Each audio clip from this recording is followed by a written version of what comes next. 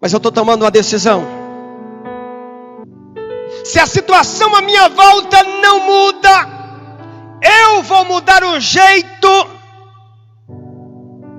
de lidar com ela. Meus irmãos, eu quero cumprimentar a todos com a paz do Senhor. Que o Senhor possa alcançar a sua vida aí na sua casa, da onde você estiver assistindo essa live. Que Deus possa falar ao seu coração nesse dia de hoje. Eu quero convidar você aí para ler a palavra de Deus, livro de Lamentações, capítulo de número 3 e o versículo de número 18 até o versículo de número 21.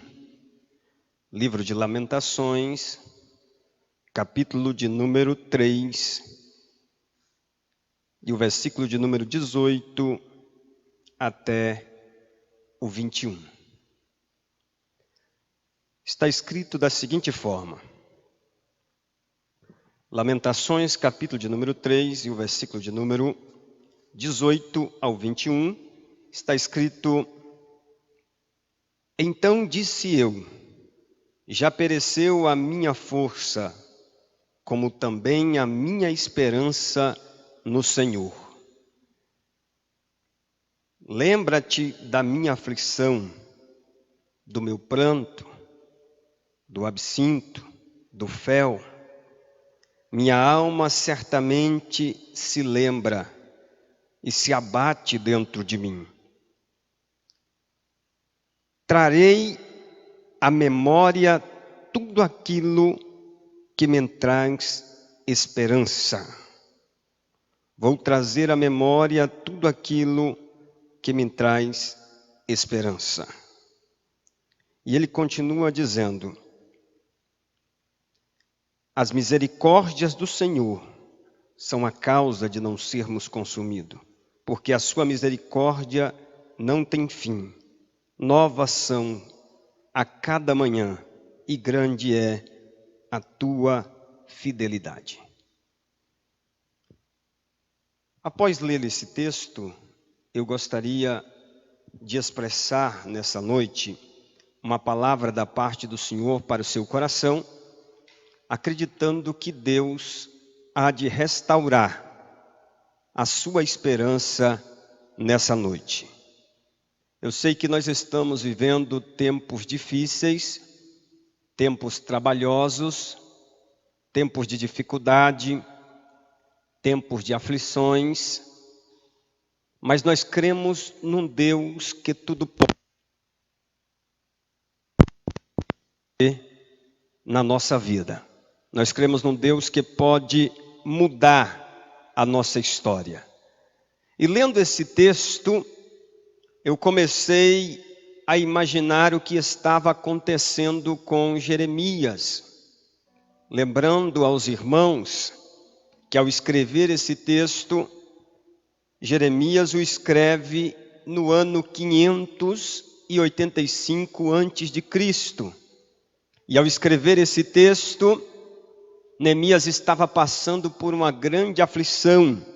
No ano 586, os babilônicos haviam acabado de destruir totalmente a cidade de Jerusalém e levado muitos irmãos, familiares para o cativeiro.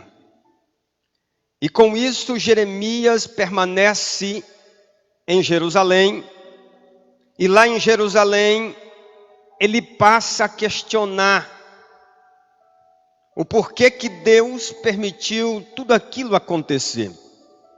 O livro de Lamentações, ele levanta uma pergunta que nós fazemos todos os dias, que é a pergunta: por que que Deus permite as aflições da vida? Por que que Deus permite as lutas? Por que que Deus permite que nós venhamos ser afligidos e passar por problemas e dificuldades nessa vida? E ao ler esse texto, a gente começa a imaginar como que estava o coração do profeta Jeremias. Jeremias é conhecido como o profeta das lágrimas, ou profeta chorão. Um homem de Deus, um profeta de Deus, um homem consagrado, acostumado a ouvir Deus falar. Mas aqui nós aprendemos que, mesmo sendo homem de Deus, ouvindo a voz de Deus, sendo uma pessoa de Deus, nós ainda somos seres humanos. Nós ainda temos dúvidas. Nós ainda passamos por momentos de angústia, de tristeza e de aflição na nossa vida. Mesmo sendo um homem que conhecia Deus na intimidade, isso não impediu Jeremias de passar por dores e dilemas na sua vida. Ei, deixa eu dizer uma palavra para você. O fato de nós conhecermos Deus na intimidade não impede que nós venhamos sofrer nessa vida. O fato de sermos crente não impede nós de estarmos passando por dificuldades, quando passou pelas suas aflições. Porque a aflição, a dificuldade não tem o poder de mandar Deus embora da nossa vida. A Bíblia vai nos dizer que pode o pai ou a mãe nos abandonar, mas todavia eu, Senhor seu Deus, não te abandonarei e não te deixarei. Deus não é como muitos amigos que no momento da luta, no momento da dor, vai embora, nos vira as costas. Mas pelo contrário, Ele permanece conosco, e é por isso que o salmista, ao escrever o Salmo de número 23, ele diz: ainda que eu andasse pelo vale da sombra da morte, não temeria mal algum, porque Tu estás comigo, a Tua vara e o Teu cajado me consolam. Agora vamos analisar um pouco o que se passava com esse profeta, com este homem de Deus. O texto vai nos dizer que os primeiros 2 capítulos deste livro, ele descreve o acontecimento que aconteceu em Jerusalém, quando Babilônia, por ordem de Nabucodonosor, invadiu a cidade, devastou a cidade, destruiu a cidade por total, levando alguns a cativo e outros foram deixados para morrer de fome. E ele começa no versículo 14 do capítulo 3, dizendo o seguinte: olha, eu fui feito por objeto de escárnio para todo o meu povo. E as piadas que eles fazem, dizendo: você não era um homem de Deus, você não era um profeta de Deus, por que você está sofrendo? Ele diz: era uma canção para eles todos os dias falava isso. Cadê o seu Deus? Você não é servo de Deus? Por que você está passando por isso? Era todo dia a mesma palavra, alguém dizendo: aonde está o seu Deus? Mas aí eu lembro de uma canção que se pergunta: onde está o seu Deus? E a resposta do louvor era: o meu Deus está no céu, também no meu coração. O do mundo está morto, mas o meu ressuscitou para a glória do nome do Senhor.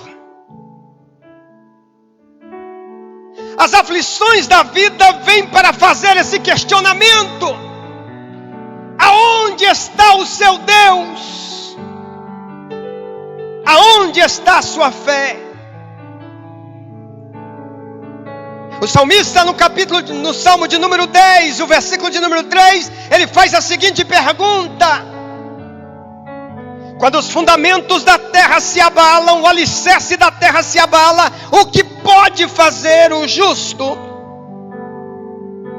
Quando o mundo está virando de perna para o ar, Quando o mundo está vivendo uma crise, o que pode fazer o justo, aquele que crê em Deus?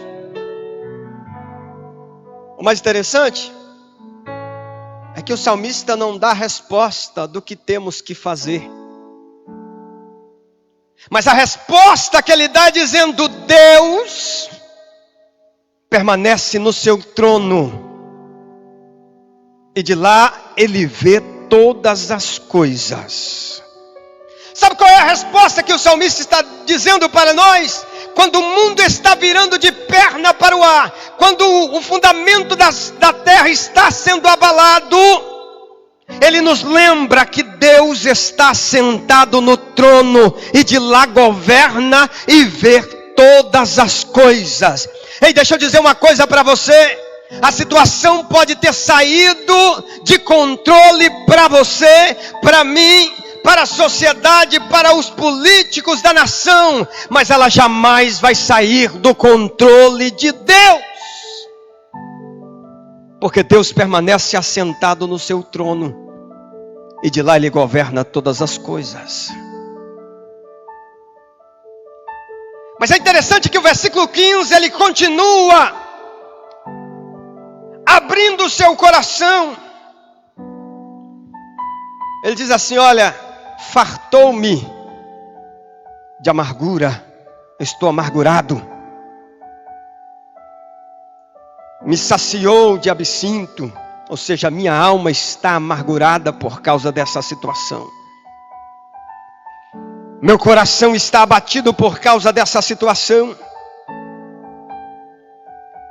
E ele diz no versículo 17, dizendo o seguinte: afastaste de mim a paz, afastaste a paz da minha alma. Eu não consigo ter paz, eu não consigo ter tranquilidade, por causa de tudo isso que eu estou vivendo na minha terra. E ele diz: olha, por causa que a paz se afasta do meu coração, eu já nem me lembro das coisas boas que vivi. Esqueci-me do bem. Versículo 17, esqueci-me do bem. Eu estou tão angustiado, tão amargurado, que eu tenho me esquecido de coisas boas que Deus tem feito na minha vida. Sabe qual é o nosso grande problema? É no meio da aflição, a gente não lembra, nem vê o que Deus já tem feito na nossa vida. Deixa eu dizer uma coisa para você. Eu sei que nós estamos vivendo tempos difíceis, mas o Senhor tem feito coisas maravilhosas. Eu me lembro da história quando Abraão despediu Agar e ordenou que ela fosse mais a Ismael para uma outra terra. E no meio daquela aflição, ela e o menino, a água se acaba no meio do deserto. Ela deixa o menino debaixo de um zimbro e anda e percorre um caminho de um tiro de flecha. E ali ela se põe a chorar. E ela chorando, uma voz brada do céu dizendo para ela: Agar, não temas, porque Deus ouviu o choro do menino.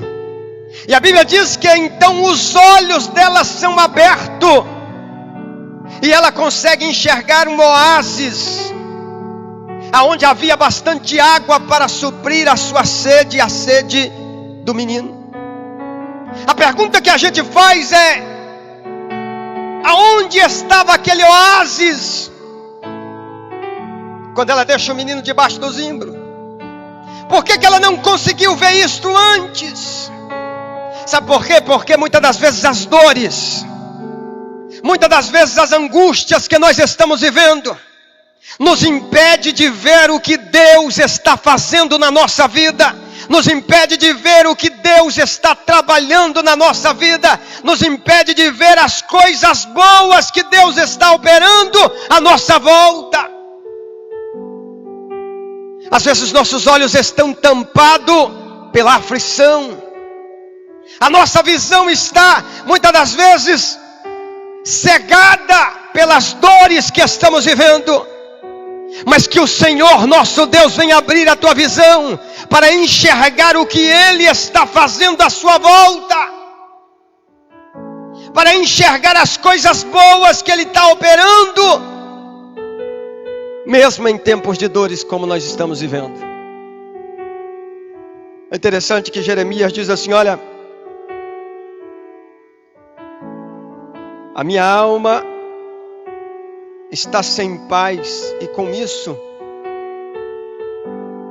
eu me esqueci do bem, só lembro daquilo que é ruim, só lembro da dor, da aflição, da angústia, da batalha travada que eu estou travando. O texto continua dizendo que Jeremias, no versículo 18, ele diz: então disse eu, já pereceu a minha força. Jeremias está dizendo: eu não tenho mais força para lutar, é mais forte do que eu estou cansado de lutar. E ele continua dizendo: não somente a minha força acabou, mas também a minha esperança no Senhor acabou. Eu não creio que Deus vai poder fazer alguma coisa. Eu não creio que Deus poderá mudar isso. Não tem solução para mim. Não tem esperança de mudança para mim. Agora imagine, é um homem de Deus. É um homem que conhecia Deus, mas viveu o vale, viveu o dia mau, viveu tempos de aflição, viveu tempos de questionar a sua fé.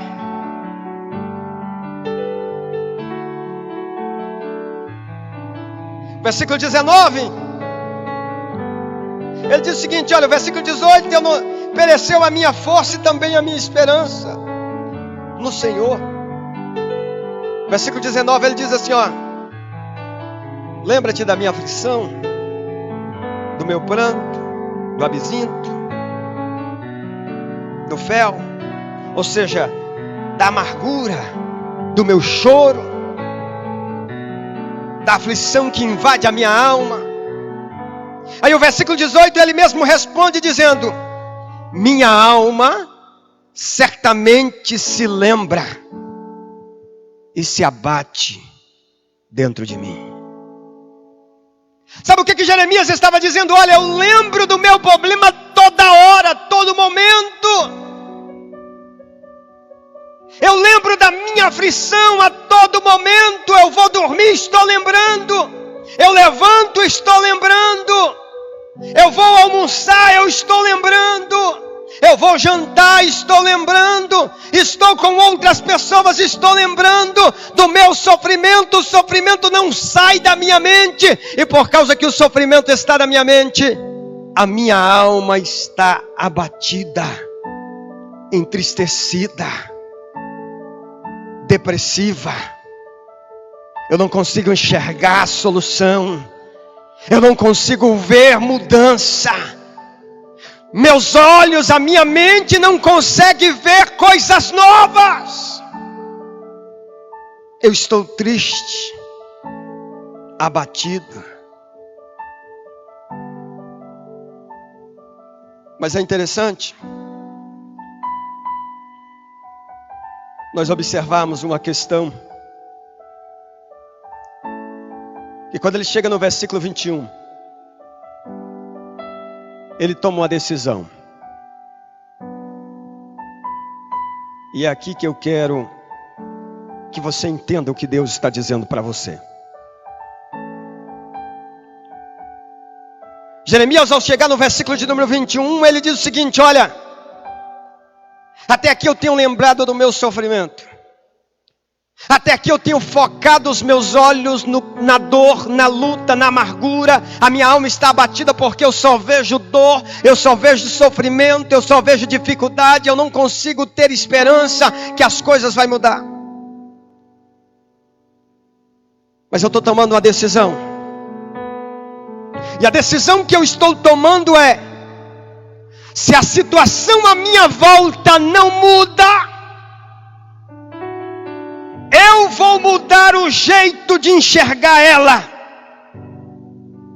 Se a situação à minha volta não muda, eu vou mudar o jeito de lidar com ela. Deus está te chamando nesta noite dizendo: olha, se a situação não mudar, mude o seu jeito de lutar contra ela. Se a sua situação não mudar, mude o seu jeito de enfrentar essa crise, de enfrentar essa dor, de enfrentar essa amargura do seu coração. E sabe a decisão que ele toma? Olha o que diz o texto: quero trazer à minha memória o que pode me dar esperança.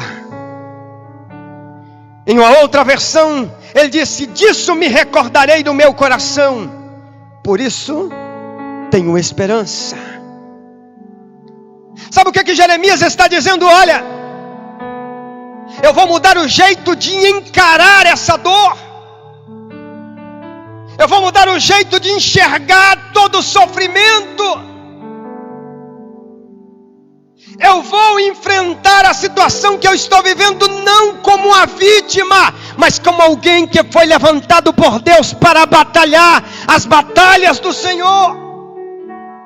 Deixa eu dizer uma coisa para você: Deus não te chamou para ser vítima dos problemas. Deus te chamou para ser soldado, para guerrear. E soldado, ele tem que olhar para o inimigo e entender que com Deus ao nosso lado, tudo é possível, porque tudo é possível para aquele que crê.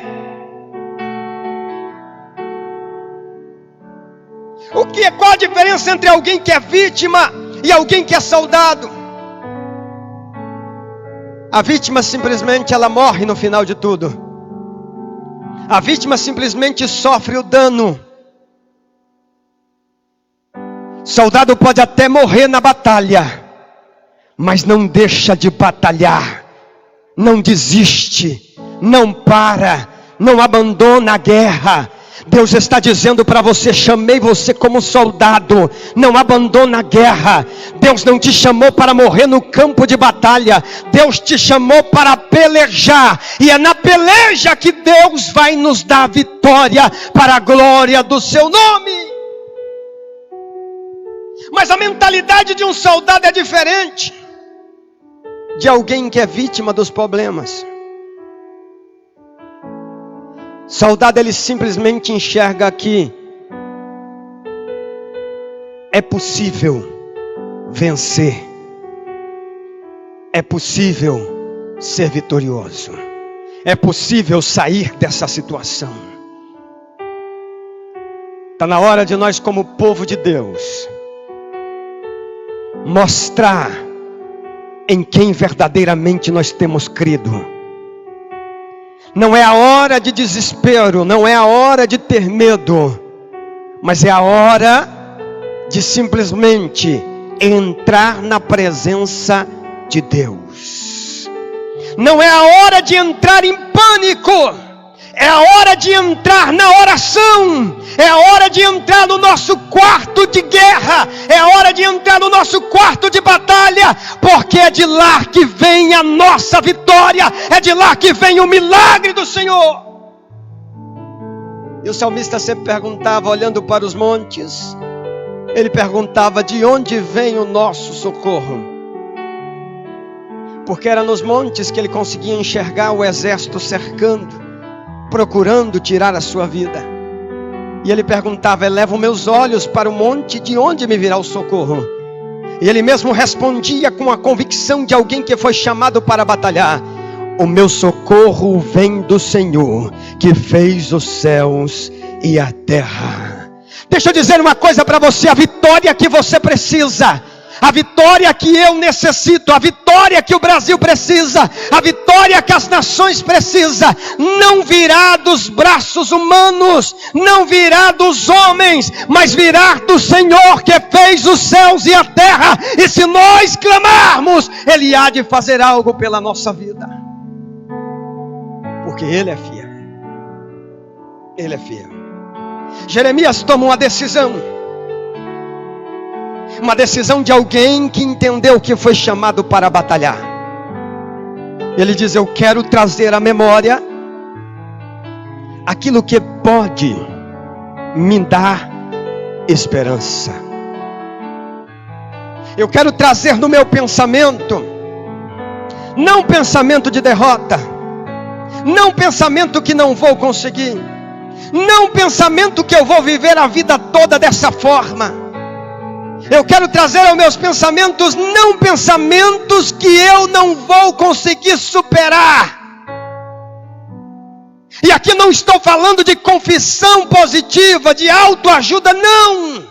Eu estou falando de ajuda do céu, ajuda do alto.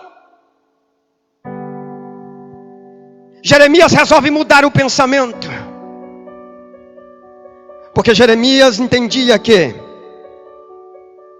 se ele mudasse o pensamento, colocasse mais fé no seu pensamento, as coisas mudariam. E é interessante que Jeremias traz algumas coisas ao seu pensamento para poder voltar ao seu coração a esperança. E é esta palavra que Deus tem para você, restaurando a tua esperança. Mas para Deus restaurar a tua esperança, a tua alegria, a tua paz, você precisa mudar o teu pensamento a respeito de Deus. A nossa crença em Deus muitas das vezes é muito limitada. Deus é muito mais do que aquilo que está escrito na palavra. Deus vai muito mais além do que aquilo que você conhece a respeito dele. Deus pode fazer muito mais do que você pensa, do que você imagina. Para ter esperança no tempo de crise que nós estamos vivendo, para renovar a alegria da sua alma, para renovar a paz da tua alma, você precisa conhecer verdadeiramente como a Bíblia descreve o nosso Deus. E Jeremias começa dizendo o seguinte: olha, vou trazer à memória aquilo que me dá esperança. E a gente, quando vai ler o texto, é importante a gente fazer algumas perguntas. O que dá esperança? O que Jeremias está falando que dá esperança? O que Jeremias vai trazer à sua memória para poder trazer de volta a esperança de dias melhores? E o versículo de número 22 responde essa pergunta. Jeremias diz: olha, eu vou trazer à minha memória aquilo que pode trazer esperança. E o versículo 22 ele diz: a misericórdia do Senhor é a causa de não sermos consumidos. Sabe o que ele está dizendo? Olha, vou trazer à minha memória que Deus é misericordioso, e a sua misericórdia é a causa que eu não serei consumido. Sabe o que Jeremias estava dizendo? Olha, eu estou passando esse caos, eu estou vivendo essa aflição, eu estou vivendo esse problema, mas eu não vou morrer nesta batalha, porque o Deus que eu sirvo tem misericórdia de mim. O Deus que eu sirvo é misericordioso, e essa misericórdia é a causa que eu não serei consumido. Deixa eu aplicar essa palavra para você. Sabe o que Deus está dizendo? Deus é misericordioso e Ele tem misericórdia de mim, Ele tem misericórdia de você.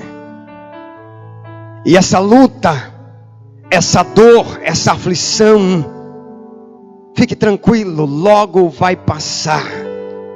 Deus não vai permitir você morrer nessa luta, nessa dor, porque Ele é misericordioso. E a misericórdia dEle é a causa de você não ser consumido. A misericórdia dEle é a causa de você não ser destruído. E o texto continua dizendo, olha, a misericórdia do Senhor são a causa de não sermos consumidos, porque a sua misericórdia não tem fim. Sabe o que Deus está dizendo? A misericórdia dele não se acaba. Se eu precisar da misericórdia dele hoje, amanhã, depois de amanhã, a misericórdia dele não tem fim. A misericórdia é a garantia de que nós não vamos morrer nesta peleja, que nós não vamos morrer diante dessa crise. Renove a sua esperança, porque Deus tem misericórdia. Diga para todo pensamento negativo, todo pensamento de angústia, de tristeza que invade a tua alma, diga para Ele: Deus tem misericórdia de mim. O meu Deus é misericordioso e Ele vai fazer alguma coisa. E o texto continua dizendo o seguinte, versículo 23. A misericórdia do Senhor são novas a cada manhã. Sabe o que está dizendo? A cada manhã Deus renova a sua misericórdia para conosco. A misericórdia do Senhor não envelhece, não tem data de validade, mas a cada manhã Deus renova essa misericórdia. É por isso que o Salmo de número 30 e o verso de número 5 diz o seguinte: o choro pode durar uma noite, mas a alegria vem pela manhã. Porque quando chega a misericórdia de Deus sobre a nossa vida, a alegria do Senhor vem sobre a nossa alma. Quando eu trago à memória a misericórdia de Deus, quando eu trago à memória que Deus é misericordioso, então eu tenho a certeza que não irei morrer nesse campo de batalha, que essa angústia, essa dor não tem o poder de me destruir. Deixa eu dizer uma coisa para você, e receba esta palavra para você. Se você olhar para você, para a sua situação, para dentro de você e procurar alguma coisa para lhe consolar, você apenas vai ficar deprimido. Porque como Jeremias disse, em nós não há força contra esta batalha. Se você olhar para você, você vai entender que não tem força, e isso vai trazer uma depressão sobre a tua alma, sobre você.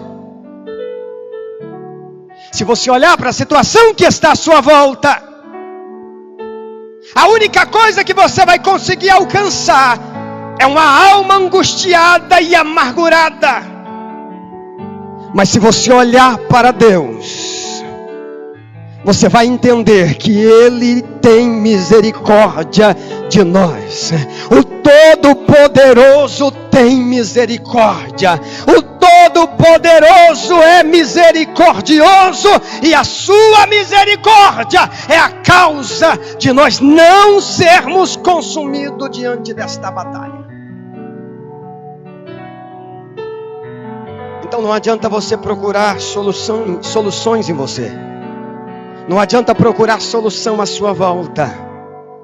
A solução vem do Senhor, que tudo pode, que tem todo o poder nos céus e na terra. A única coisa que pode acontecer conosco, ao olhar para nós ou ao olhar para a situação à nossa volta, é fazer naufragar a nossa fé. A Bíblia vai nos contar um episódio quando os discípulos estavam no mar agitado, no mar da Galileia. Jesus havia dito para eles passar para outra margem enquanto ele despedia a multidão. Mas por volta ali de 3 horas até as 6 da manhã, Jesus vem andando por cima das águas, e eles pensaram que era um fantasma. E Jesus disse: não temas, não tenha medo, sou eu. Pedro tomou a palavra e disse: se é o Senhor, manda-me ter contigo. E a voz de Jesus diz na sua voz apenas dizendo: vem. Pedro desce do barco, começa a andar sobre o mar bravio, começa a andar sobre as águas. Mas é interessante que no meio desta caminhada, entre o barco e aonde Jesus estava, Pedro começa então a observar o vento forte, começa a olhar para o mar que estava bravio. E quando ele começa a olhar para o vento, para a tempestade, a Bíblia diz que ele começa a naufragar. Sabe por quê? Porque quando eu olho para dentro de mim, eu olho para a situação à minha volta, a única coisa que vai acontecer, a sua fé vai naufragar. Mas quando eu olho para o Senhor, quando eu continuo olhando para Jesus, eu consigo ter fé para continuar caminhando no meio da tempestade. Vou trazer à memória aquilo que me traz, ou que me dá esperança. E o que te dá esperança? O que me dá esperança de dias melhores é que a misericórdia do Senhor é a causa de não sermos consumidos. Essa luta e essa dor não tem o poder de nos fazer naufragar e ser derrotado no meio dela. Segundo lugar, vou trazer à memória aquilo que me traz esperança. Primeiro, a misericórdia do Senhor, que é a causa de não sermos consumidos. Segundo, a fidelidade do Senhor. Olha o que diz o texto, versículo de número 23. Após dizer que a misericórdia do Senhor renova a cada manhã, ele diz: grande é a tua fidelidade. Sabe o que Jeremias estava dizendo? Olha, além de Deus ser misericordioso, e eu não ser consumido por essa angústia, por essa dor, por essa luta que eu estou vivendo, o meu Deus é fiel, e grande é a tua fidelidade. Olha o que Deus está dizendo para você nessa noite. Ele é fiel. Ele é fiel. E ele diz: mais grande é a sua fidelidade. Nós podemos ser infiel, mas Deus permanece fiel. Nós podemos falhar, nós podemos ter os nossos problemas, os nossos dilemas, mas Deus permanece fiel. Jeremias estava dizendo para a sua angústia, para a sua dor, para tudo aquilo que ele estava vivendo dentro da sua alma, dizendo: Deus é fiel. Deus é fiel. Deus é fiel. Sabe o que ele está dizendo? Deus cuidará do seu povo. Deus cuidará de mim, Deus cuidará de você, Deus cuidará da nossa casa, Deus cuidará da nossa família. Grande é a tua fidelidade. Nada do que Deus disse na tua palavra cairá por terra. Pelo contrário, pode passar o céu, a terra e o mar, mas a palavra do Senhor permanece, pois Ele é fiel.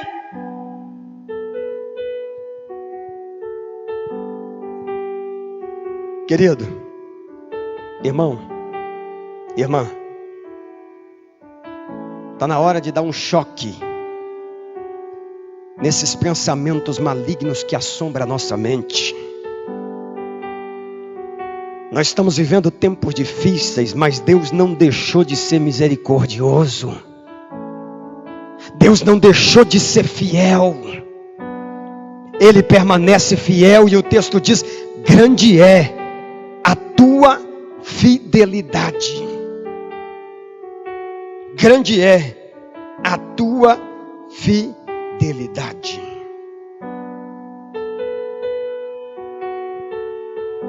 É interessante a gente observar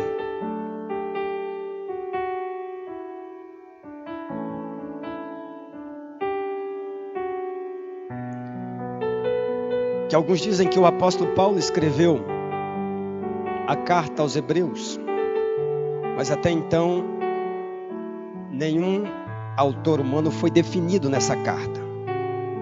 Mas no capítulo 10, versículo de número 23, ele diz assim: olha, guardemos firme a nossa confissão da esperança.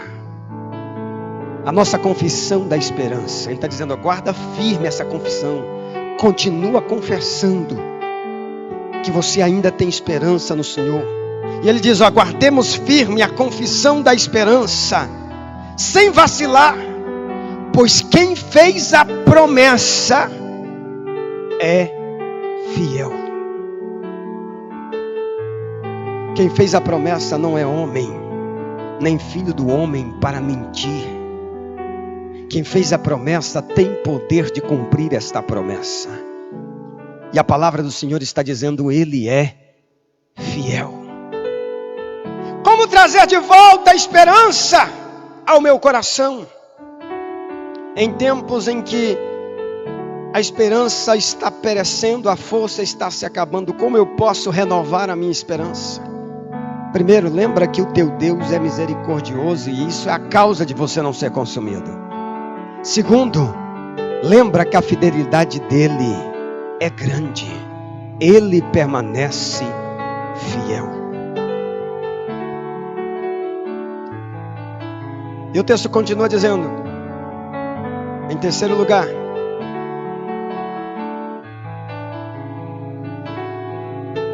trarei à memória aquilo que me pode dar esperança. Primeiro, a misericórdia. Segundo, a fidelidade. Terceiro, a bondade do Senhor. Versículo de número 25. Ele diz assim: olha, bom é o Senhor para os que se atenta ou atém para Ele. Trarei à memória aquilo que me traz esperança. Deus é bom em todo tempo. Em todo tempo, Deus é bom. Não importa a situação que nós estamos vivendo, Deus é bom. E o texto diz: bom é o Senhor para aqueles que se atêm a Ele, para a alma que o busca. Sabe o que ele está dizendo? Se você almeja ver a bondade de Deus se manifestar na tua vida, comece a buscar esse Deus que é misericordioso, esse Deus que é fiel, e esse Deus que é bom. Se coloca na presença do Senhor. Como? Versículo de número 29. Ele diz assim: põe a boca no pó, talvez assim haja esperança.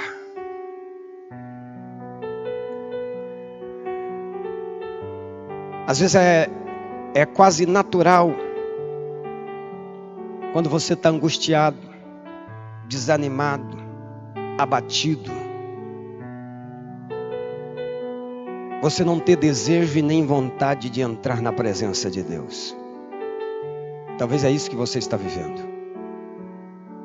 Mas deixa eu dizer uma coisa para você. É de lá que Deus vai trazer vitória para a sua vida. É de lá que Deus vai operar o milagre na tua vida. É de lá que Deus vai restaurar a tua vida. O próprio Jesus disse: entra para o teu quarto, fecha a porta e fala ao teu pai em secreto.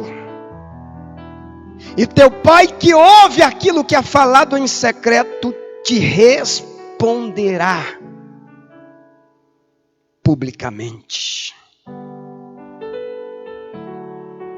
É tempo da igreja entrar na presença do Senhor. Mas sabe quando você vai ter ânimo para buscar ao Senhor de forma que Ele venha responder? Quando você entender que a misericórdia de Deus vai além da nossa dor e do nosso sofrimento. Quando você entender que a fidelidade de Deus vai além das nossas angústias. Quando você entender que a bondade de Deus vai além daquilo que pensamos e imaginamos. Eu quero concluir esta palavra dizendo para você: é tempo de colocar a boca no pó, para que Deus possa renovar a nossa esperança de dias melhores. Talvez Deus não vai mudar essa situação, mas Deus vai mudar teu coração. Talvez Deus não vai trazer a vitória que você almeja hoje, mas Deus vai trazer a paz que você deseja agora. Paulo ele disse: olha, não andeis ansioso por coisa alguma, mas antes, que a vossa petição seja conhecida diante de Deus, pela oração, pela súplica e por ações de graça. E a paz de Deus, que excede todo entendimento, tomará conta do teu coração e dos teus sentimentos em Cristo Jesus. Renove hoje a sua esperança no Senhor. Deus não deixou de ser misericordioso. Deus não deixou de ser fiel. Deus não deixou de ser bondoso. Fomos nós que deixamos de crer. Fomos nós que deixamos de confiar. Coloque a tua boca no pó. Fala com Ele. Porque a nossa vitória vem do Senhor, que morreu, mas ao terceiro dia ressuscitou e está vivo para todo sempre. Todo sempre. Eu quero orar com você neste momento. Feche os teus olhos e oremos ao Senhor.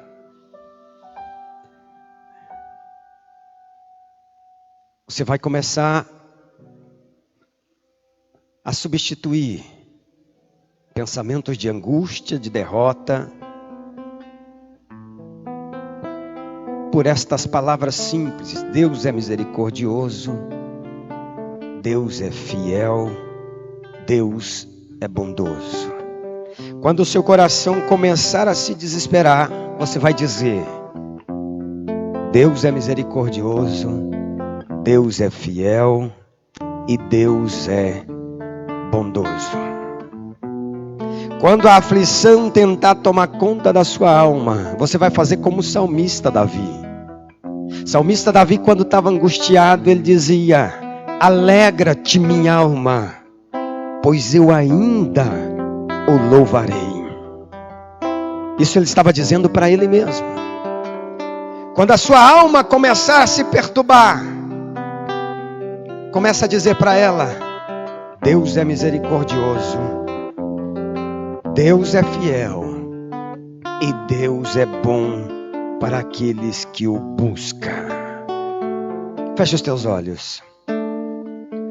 Senhor, nós estamos aqui na tua presença.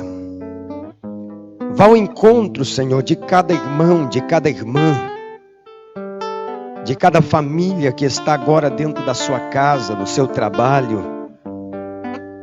Pai, que a nossa alma agora seja inundada pela tua presença. Que o nosso coração possa receber a paz que excede todo entendimento.